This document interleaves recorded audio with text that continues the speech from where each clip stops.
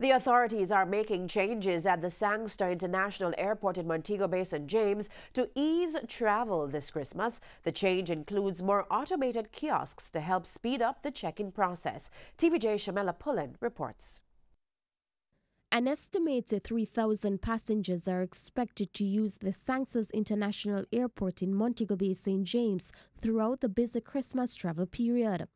As a result, National Security Minister Dr. Horace Jang, who visited the airport on Friday, says with the number of passengers expected, the airport requires special operation to ensure less congestion.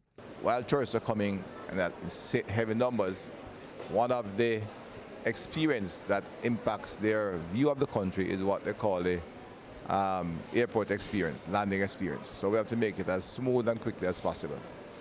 As part of that, we have installed 20 additional automated kiosks, with which passengers coming in from countries that participate in the advanced passenger information system can do their check-in very quickly. He says this will cut the check-in time for each passenger to 30 seconds. It's a move that is welcomed by airport officials. This coming winter season, like all the winter seasons, are also the most probably challenging time of the year because that's when we have the most traffic.